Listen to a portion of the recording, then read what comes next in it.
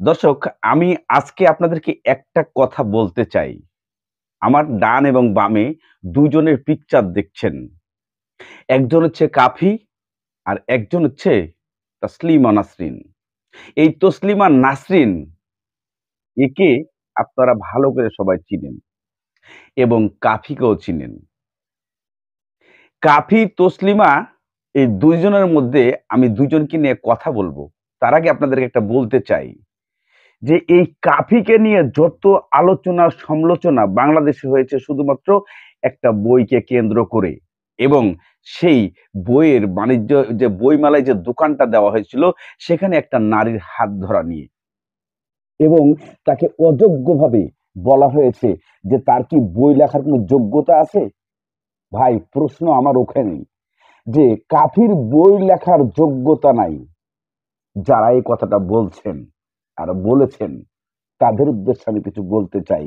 যেখানে কোনো স্বার্থ নিয়ে কথা বলছি না, এখানে প্রতিবাদমূলক কিছু কথা বলছি। যে একটা মানুষ সে শিক্ষিত, মূর্খ নয়। তার বই লেখাটা অন্যায় নাই। তার অন্যায় ছিল যে কসলা-কসলি করেছিল সেটাই। কিন্তু প্রশ্ন তসলিমা নাসরিনের বই যখন বিক্রি হয়েছিল তখন কতজনে প্রতিবাদ করেছিল? শুধুমাত্র হুজুররা ছাড়া।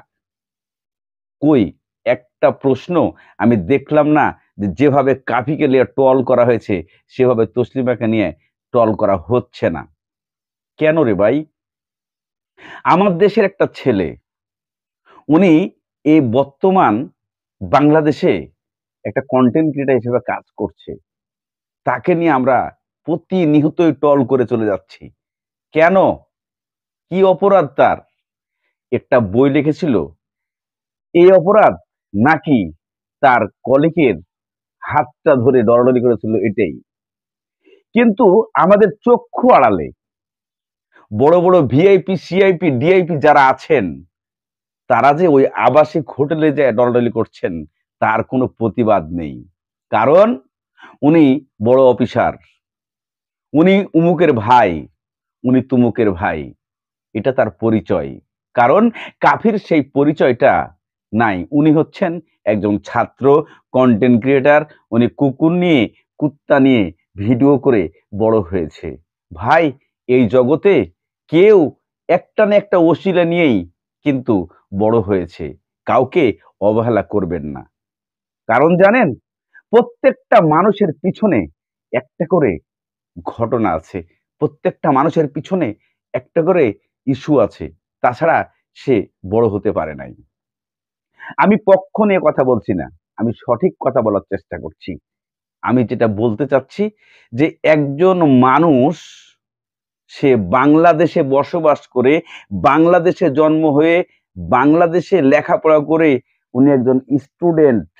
উনার যদি বই লেখার অধিকার না থাকে তাহলে সাধারণ কনটেন্ট ক্রিয়েটর যারা আছেন, বিভিন্ন ধরনের ভিডিও আপলোড করেন, তাদের কতটুকু যোগ্যতা আছে এই জায়গায় কাজ করার?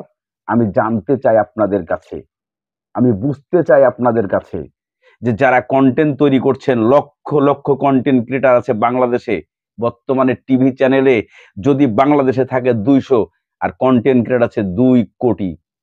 একটা নিউজ হলে যেখানে বর্তমান কনটেন্ট ক্রিয়েটরের অভাব নাই, সেই দেশটাতে এতটা ট্রল কেন রে ভাই? কি অপরাধ এই ব্যক্তির? এই সামান্য একটু হাত দরাদরি করেছিলেন। তারপরেও সেই ব্যক্তিটা সবার সম্মুখে উনি ভুল স্বীকার করছেন। তাহলে তাকে তো সংশোধন করার রাস্তা দিতে হবে। অথচ বা তসলিমা নাসরিন উনি কিন্তু দেশের বাইরে থেকেও উনি বই প্রকাশ করছেন। তাকে নিয়ে আপনারা মাথা ঘোলা করছেন না। যদি ক্ষমতা থাকে তাহলে তসলিমা নাসরিনের বই বেচাটা বন্ধ করলেন না কেন? কেন হুজুরদের শুধু বন্ধ করতে হয়েছে? আপনারা কেন করেন নাই?